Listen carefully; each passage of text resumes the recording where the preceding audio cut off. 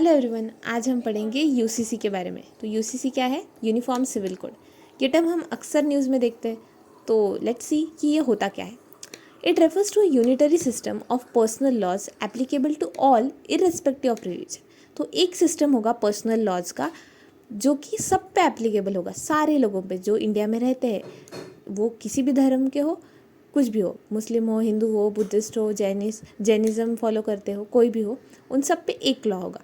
तो ये personal laws होते क्या है? इसमें मैटर्स आते हैं अंडर दिस, जो होते हैं वो है marriage, divorce, maintenance, inheritance, adoption and succession of the property.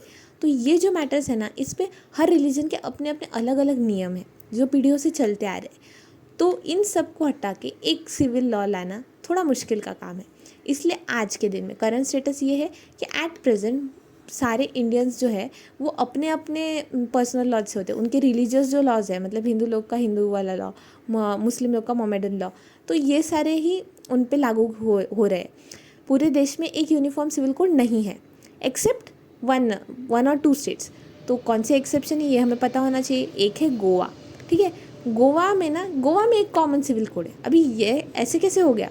क्योंकि ना ये गोवा हमें पता है पोर्चुगीज़ रूल के अंडर था काफ़ी टाइम तक। तो पोर्चुगीज़ ने एक लॉ लाया था, उन्होंने पोर्चुगीज़ सिविल कोड ऑफ 1867। तो तब से ये सिविल कोड गोवा में प्रैक्टिस किया जाता है। इसलिए आज भी वहाँ पे सारे लोग एक ही लॉ के अंडर ट्रीट किए जाते हैं, उनको एक ही ट्रीटमेंट दी जाती है, मतलब पर्सनल मैटर्स में, ठीक है। अभी रिसेंटली उत्तराखंड ने अडॉप्ट किया है यूसीसी इन 2024। तो 2024 में ये इम्पॉर्टेंट हो जाता है हमारे लिए। अभी मैंने बोला था कि सेंट्रल गवर्नमेंट ने इस पर कुछ लाया नहीं है, तो एक स्टेट उठ के ऐसा कर सकता है क्या? उत्तराखंड ने खुद ने अडॉप्ट कर लिया यूसीसी, तो एक्चुअली कर सकता है। क्योंकि ना ये जो पर्सनल मैटर्स है, मैरिज हो गया, डिवोर्स हो गया, मेंटेनेंस हो गया, इनहेरिटेंस, एडॉप्शन, सक्सेशन, ये किस में आते हैं? हमारे 7 शेड्यूल है, पता है ना, यूनियन लिस्ट, स्टेट लिस्ट और कंकरेंट लिस्ट। तो कंकरेंट लिस्ट में आते हैं। तो कंकरेंट लिस्ट में जो मैटर्स होते हैं उस पर दोनों यूनियन और स्टेट दोनों उस पर निर्णय ले सकते हैं, जो भी सब्जेक्ट्स है उसमें, बराबर। तो इसलिए स्टेट भी इस पर निर्णय ले सकता है। इसलिए उत्तराखंड ने अडॉप्ट किया है यूनिफॉर्म सिविल कोड इन 2024, ठीक है।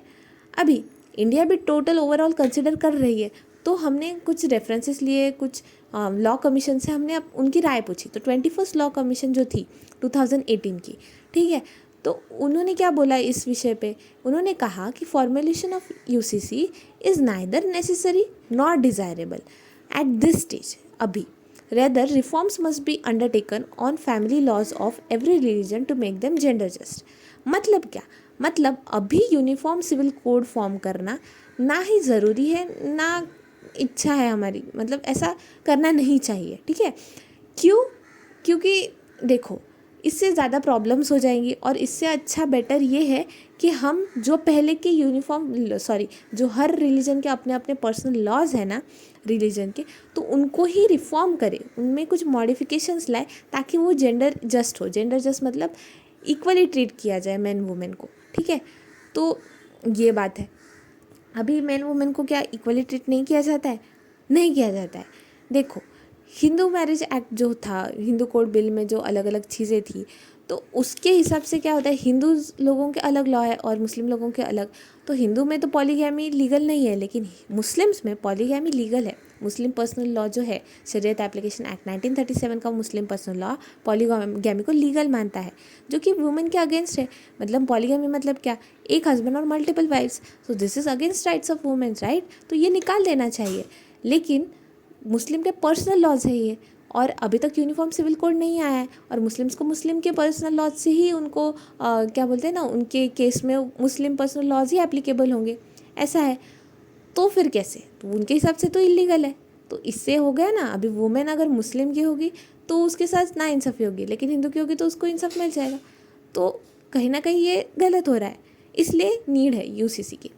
तो हम कुछ पॉइंट्स देखते हैं जो बताता है कि यूसीसी क्यों ज़रूरी है इंडिया में। पहला तो फुलफिलिंग कॉन्स्टिट्यूशनल ड्यूटी। कॉन्स्टिट्यूशन में कुछ लिखा है क्या? हाँ, इस बारे में लिखा है।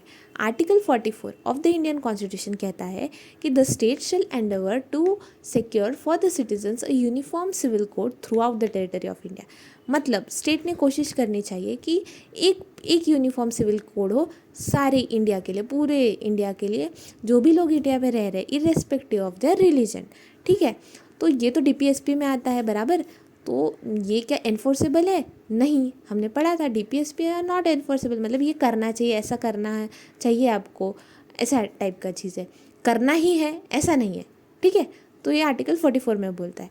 देन अगर UCC लाया गया तो it would also advance gender justice, जैसे हमने बात की अभी वुमेन की, मुस्लिम वुमेन, हिंदू वुमेन, फिर नेशनल इंटीग्रेशन। अभी कैसा है, बटे हुए हैं लोग लोग मुस्लिम लॉ के हिसाब से, हिंदू लोग हिंदू लॉ के हिसाब से, पर्सनल मैटर्स में। तो ये इससे नेशनल इंटीग्रेशन हो जाएगा, सब एक ही लॉ से। फिर इक्वालिटी बिफोर लॉ, देखो अभी इक्वालिटी बिफोर लॉ नहीं हुआ ना वो केस में, Muslim women treated differently because in Muslim law polygamy was legal but in Hindu law it's not. So से वुमेन तो वुमेन है बट उसका रिलीजन अलग है, इसलिए इक्वालिटी नहीं मिली। तो ये आर्टिकल 14 का कुछ हद तक वायलेशन हो रहा है थोड़ा बहुत।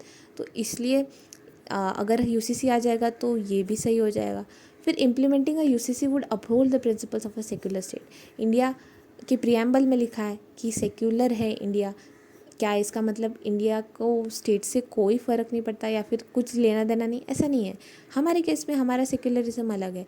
इंडिया ऐसा सेक्युलर है कि वो सारे रिलीजन को रिस्पेक्ट करता है और थोड़ा बहुत इंटरफेयर भी करता है जहाँ पे गलत चीज़ें हो रही है। तो इसलिए तो अनटचेबिलिटी को एबॉलिश किया गया है ना। तो ये सारे रिलीजियस मैटर्स ही थे बट स्टिल स्टेट ने उसमें इंटरफेयर किया क्योंकि गलत हो रहा था। तो ऐसे ही UCC के केस में भी होना चाहिए, मतलब ये जो पर्सनल लॉज है उनको रिफॉर्म करना चाहिए या तो UCC लाना चाहिए, ऐसा, ठीक है। फिर realising the needs of contemporary society, देखो ये भी ज़रूरी है। आज की दुनिया में हमने जैसे देखा कि वुमेन को राइट्स मिलने चाहिए बराबर, तो सोसाइटी तो आगे बढ़ रही है लेकिन मुस्लिम वुमेन के लिए नहीं बढ़ रही, तो ये ऐसा लॉ तो नहीं होना चाहिए, ठीक है। फिर थर्ड क्या है, फुलफिलिंग इंटरनेशनल ऑब्लिगेशंस।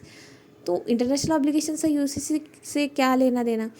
जस्टिफाई करना India's membership at various human rights convention and protocols including United Nations human rights convention. हम United Nations human rights convention, अलग अलग ह्यूमन राइट्स के ऑर्गेनाइजेशन, इन सब का पार्ट है। तो वहाँ पे तो ह्यूमंस को, हर ह्यूमन को इक्वल ट्रीट करना ऐसा बोला गया है। और यहाँ पे हम हमारी कंट्री में हर रिलीजन को अलग अलग लॉ से कर रहे हैं, तो ये तो नाइंसाफ़ी है। हम हमारी इंटरनेशनल ऑब्लिगेशन जो है ह्यूमन राइट्स कन्वेंशंस के प्रति ये नहीं फॉलो कर रहे, तो मॉरली हमारी ड्यूटी है ये, ठीक है। फिर सिंप्लीफिकेशन ऑफ लॉज हो जाएगा अगर UCC आ जाएगा। देखो सब अलग अलग, तो ये इससे थोड़ा टाइम लग जाता है हर रिलीजन को अलग लॉ से एप्लीकेबल करने के लिए, तो ये थोड़ा फास्ट हो जाएगी प्रोसेस और मोर एफिशिएंट हो जाएगा, ठीक है। Then adapting to modern times, हाँ तो समय के साथ बदलना ज़रूरी है, तो ये भी ज़रूरी है। देन सुप्रीम कोर्ट के कुछ जजमेंट्स है UCC के ऊपर जो हमें पढ़नी चाहिए, थोड़ा हमें पता होना चाहिए। देखो अहमद खान वर्सेस शाह बानो बेगम 1985, इस केस ने बोला कि जेंडर जस्टिस होना चाहिए और need for uniformity in personal laws. सारे पर्सनल लॉज को एक मतलब सब में थोड़ा सब सिमिलर होने चाहिए, ऐसा इतना डिफरेंस नहीं होना चाहिए। फिर Sarla Mudgal and others versus Union of India and others 10 साल बाद 1995 में भी उन्होंने वही जोर दिया, बट इन्होंने कहा कि पर्सनल लॉ जो है ऑलरेडी जो एग्जिस्ट करते हैं इनको आप रिफॉर्म कीजिए ताकि उनका मिसयूज़ ना हो, ठीक है। फिर similar views were reflected in Lily Thomas case 2000, ये इंपॉर्टेंट केस है, Shayara Bano versus Union of India 2017 recent case है। तो ये कहता है कि सेटिंग असाइड, इसने सेट असाइड कर दिया किसको, तलाक बिद्दत। तलाक बिद्दत क्या था? इंस्टेंट एंड इररिवोकेबल तलाक अंडर शरीयत Act of 1937 as an arbitrary practice. इसने बोल दिया कि ये जो है ये आर्बिट्री प्रैक्टिस है तो ऐसा नहीं चलेगा करके, तो इन्होंने तो डायरेक्ट बोल दिया। तो UCC के लिए ये 3 केसेस काफ़ी इंपॉर्टेंट हो जाते हैं। तो फिर इतना सब है तो हम इम्प्लीमेंट क्यों नहीं कर पा रहे हैं? क्योंकि ये अगेंस्ट डाइवर्सिटी है। देखो पर्सनल लॉ जो होता है ना वो डीपली इनग्रेंड है as a way of life, लोग पीढ़ियों से इसको फॉलो करते आ रहे हैं। हमारे रिलीजन में ऐसा होता है वैसा होता है, तो यही है। तो और अगर हम अचानक से इम्पोज कर दे कि नहीं आज से आपके रिलीजन में जो होता है वो नहीं, हम जो बोल रहे हैं वो फॉलो कर रहे हैं, तो इससे सोशल अनरेस्ट हो जाएगा। लोगों की कल्चरल और रिलीजियस आइडेंटिटीज़ को मतलब ये धक्का है ना थोड़ा सा, क्योंकि हम उनका फ्रीडम पे वायलेशन हो रहा है। हम इंडिया का कॉन्स्टिट्यूशन आर्टिकल 25 क्या बोलता है कि आपको फ्रीडम है, आप कोई भी रिलीजन प्रैक्टिस कर सकते हो, रिलीजियस फ्रीडम देता है ये आर्टिकल। तो अगर हम इम्पोज कर रहे हैं तो इससे इसका वायलेशन हो जाएगा। सेकेंड, लैक ऑफ कंसेंसस, लोगों में कभी भी कंसेंट नहीं है, सब एग्री नहीं करते इस पॉइंट पे कि इम्प्लीमेंट करना चाहिए UCC, क्योंकि ऑर्थोडॉक्स थिंकिंग है, ऑफकोर्स रिलीजन को लेके स्ट्रॉन्ग बिलीव्स है। तो इससे सोशल अनरेस्ट हो सकता है सोसाइटी में, ठीक है। तो यही सब हुआ था, हिंदू कोड बिल भी जब ला रहे थे तब भी बहुत मतलब अपोजिशन हुआ था, ठीक है। देन अगेंस्ट कोऑपरेटिव फेडरलिज्म, ये कहा जाता है कि यूसीसी कोऑपरेटिव फेडरलिज्म के अगेंस्ट है, क्योंकि देखो 7th शेड्यूल में आता है कंकरेंट लिस्ट जो है उसमें है ना मैरिज, डिवोर्स, अडॉप्शन, विल्स, ये सब टॉपिक्स। तो अभी अगर आप बोल रहे हो अगर सेंटर ने डायरेक्ट ही रूल बना दिया सबके लिए तो स्टेट का पावर तो चला गया ना, है ना। तो स्टेट अपने हिसाब से नहीं रूल्स बना रही है, तो कोऑपरेटिव नहीं हो रहा है, तो हर स्टेट के हिसाब से नहीं हो रहा, ये कहा जा रहा है, ठीक है। तो आगे करना क्या चाहिए, पहले तो सब में ये कॉन्सेंसस बिल्डिंग थोड़ा क्या बहुत डिफ़िकल्ट है, क्योंकि अलग अलग धर्म के जो लोग हैं उनको बोलना कि ये सब क्यों होना है, क्यों ज़रूरी है। तो एक कंसेंसस बिल्ड होना चाहिए कि सब इस पे एग्री करें। इसका सोशियो इकोनॉमिक इम्पैक्ट भी देखना चाहिए कि क्या हो सकता है। देखो अभी मोस्टली वुमेन फाइनेंशियली डिपेंडेंट होती है, फिर उसके बाद अगर हम अचानक से एक लॉ सबके लिए ला दे तो ऐसा भी हो सकता है कि गवर्नमेंट के खिलाफ लोग चले जाए, रिलीजन में बॉयकॉट हो जाए, बहुत कुछ हो सकता है। तो ये सब भी प्रॉब्लम्स है, ठीक है। और मार्जिनलाइज्ड और वल्नरेबल जो कम्युनिटीज़ होती है उनको ज़्यादा फेस करना पड़ेगा, बराबर। तो एजुकेशन और अवेयरनेस होनी चाहिए, और सारे जो पर्सनल लॉज हैं उनको अच्छे से कोडिफाई करना चाहिए, ये भी करना चाहिए। तो ये कुछ सजेशंस है, ठीक है। तो ये था यूनिफॉर्म सिविल कोड के बारे में, आज हमने इसके बारे में पढ़ा। गोवा और उत्तराखंड फ़िलहाल एक्सेप्शन है। So that's it for the day. I hope आपको समझ आया होगा। Thank you.